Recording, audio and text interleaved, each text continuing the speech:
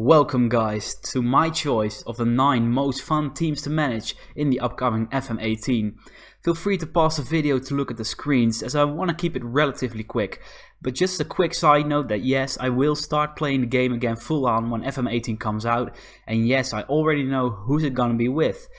It's gonna be with my first pick of this list. And it's gonna be Bayer Leverkusen. It is fair to say that Bayer did not have the best of times in the 16-17 season, finishing in 12th spot, but that sets the stage to the challenge. Getting Leverkusen back to the Champions League with all the talent in their ranks sounds like a blast, and for the one looking for a long-term save, overthrowing Bayern is the massive task at hand. The foundation of the squad is very solid. You have a star goalkeeper in Bernd Leno and a very strong defense. Also, Lucas Alario seems like the right man to replace Chicharito up front, together with Kevin Volland.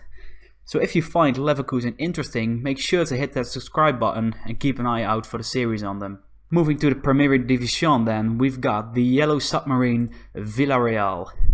The goal when managing Villarreal is really one of your own choosing. You could build a squad who can consistently finish 4th, have some Europa League and through that even Champions League successes, or you could go all the way and challenge the powerhouses that are Barca, Real and Atleti. Villarreal have a really flexible team, so it's ideal for discovering FM18's new match engine in a fairly safe situation. At every position you have a decent player in your side, but a lack of strong depth is something you might want to address. Also, you have 6 first team strikers, so take that into account when building a tactic for the Spaniards. My third pick and the first big challenge is Aberdeen FC.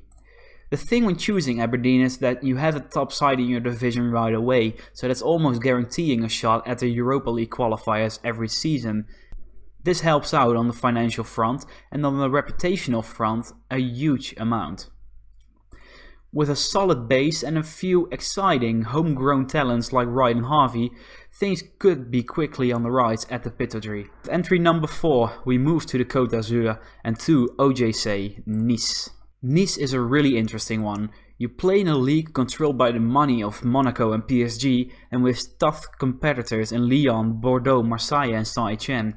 But most of us know Nice through the ridiculous amounts of great players they have produced over the last few years.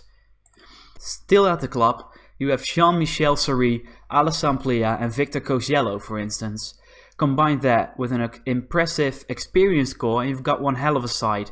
So despite being a tough one in the first season, the Nice challenge has got absolutely everything in it. Then, probably the least surprising entry on this list, we've got AC Milan.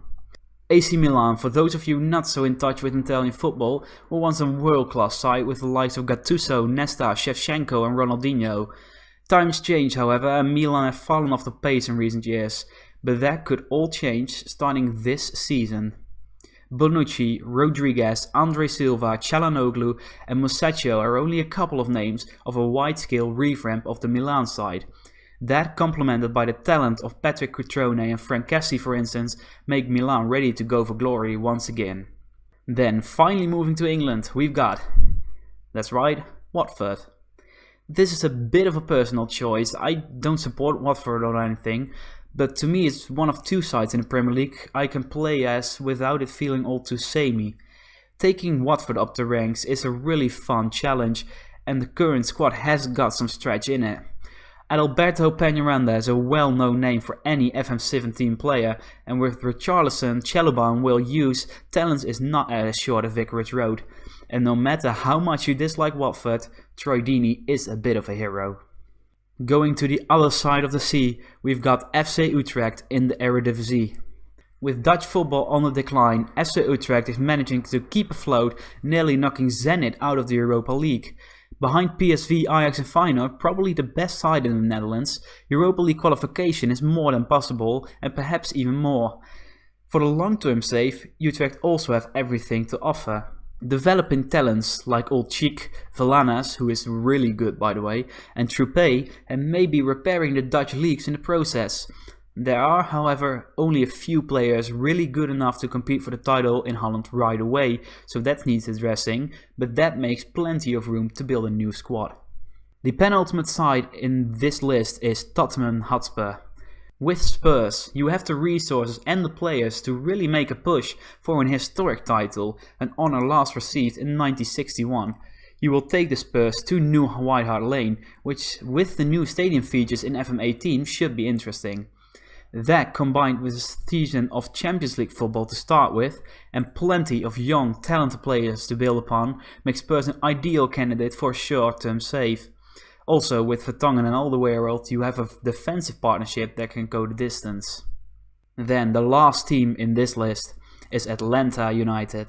Atlanta is a nice team for plenty of obvious reasons.